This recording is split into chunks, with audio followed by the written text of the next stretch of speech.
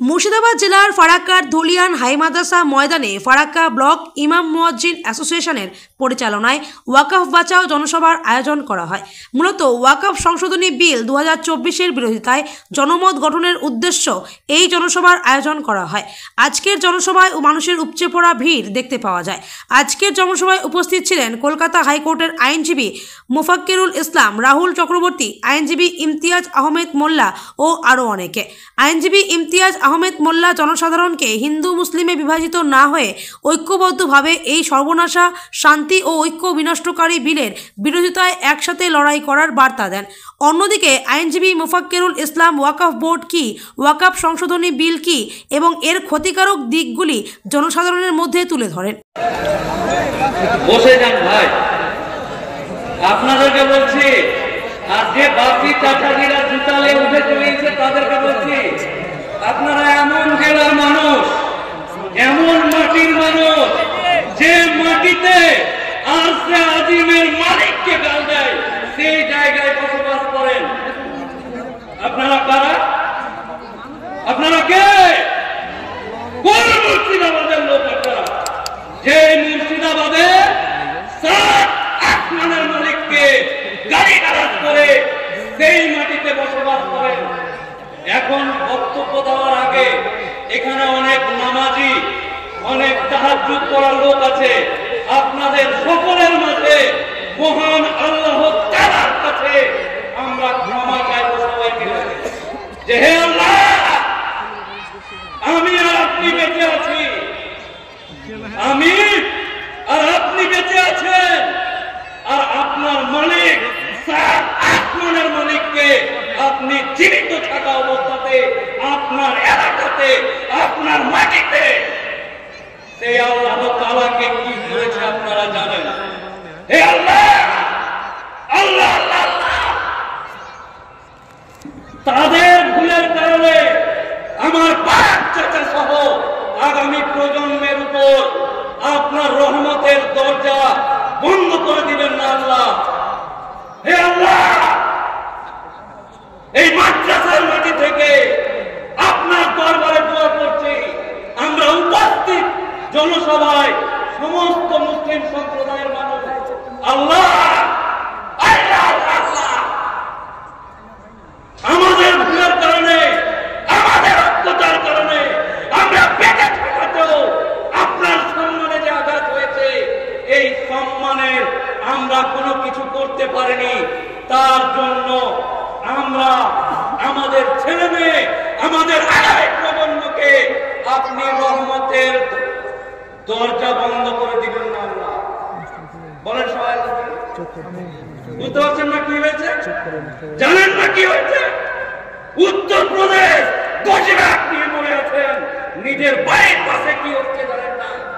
আপনার কাছে খবর আছে উত্তরপ্রদেশের সাম্বাল মসজিদ, অযোধ্যার রাম মন্দির, বাবরি মন্দির, এই আদিনা মসজিদে কিছুদিন আগে বুঝতে পারেননি কি হয়েছে? না, আমরা ভাই উত্তরপ্রদেশের গল্পটা একটু দেখছি।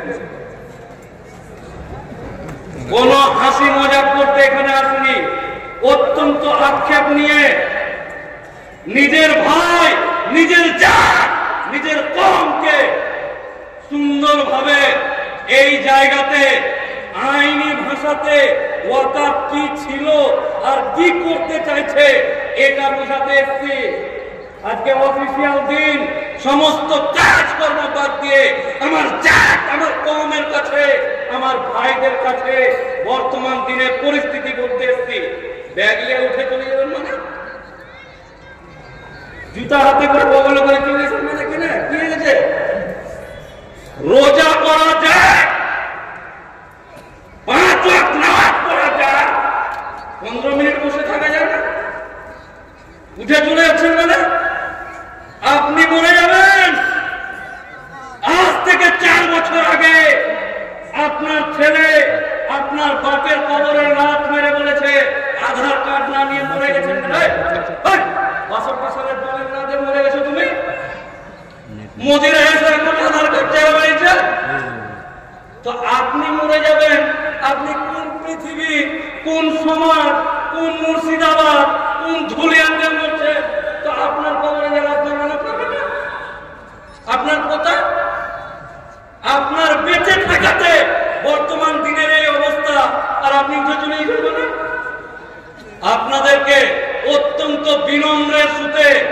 হৃদয় নিংড়ানো সমস্ত জ্ঞান যা আল্লাহ দিয়েছে, যা অভিজ্ঞতা আছে আপনাদের সঙ্গে শেয়ার করতে এসেছি। তাই আপামর জনসাধারণকে বসে সুন্দরভাবে লড়াচড়া করে দেন, যে বসে যান, যে শোনাবো। এবার শুনতে পারলেন নাকি? বসেন না ভাই। আশ্চর্য লোকজন এইটাই কথা মানবেন না, তো আমাদের মতো লোকের কথায় ওয়াকাফ বিল আটকাবেন কি করে? আজব লোকজন। এই কথা এটাই শিখাতে হবে জাতিকে। এই জাত, এই কম, এই সম্প্রদায়, এই ভাই এমন করতে করতেই জানছে রাস্তার মাঝখানে হারা আছি না। আপনারা থেকে আমার ভাই ইমতিয়াজ স্যার বলছিল যে আজ অব্দি কিছু আটকাতে পারেননি স্বাধীনতার পর থেকে। না আপনার বাপ পেরেছে, না আপনার দাদু পেরেছে, না আপনি পেরেছেন। হারা আছি কি আছে? হারা সব মুসলমান এনআরসি করতে হবে। দেখে নিলে বেলাহাটে কি কিনা হয়ে গেল, দেখে নিলে সব আমরা আমার এটা জেলা কিছুই করতে পারেনি। সব থেকে একটা আনন্দের খবর বলি আপনাদেরকে, এই যে বর্তমান দিনে যে সমস্ত ভাইয়েরা মসজিদের নিচে শিব মন্দির না শিবলিঙ্গ খুঁজে বেড়াচ্ছে, যেখানে সেখানে শিবলিঙ্গ পাওয়া যাচ্ছে, যেখানে সেখানে ঠাকুর দেবতা মন্দির সব পেয়ে যাচ্ছে। গতকালকে সুপ্রিম কোর্ট, ভারতবর্ষের অ্যাপেক্স কোর্ট, ভারতবর্ষের সব থেকে বড় বিচারালয় সুপ্রিম কোর্ট, ওই সুপ্রিম কোর্টে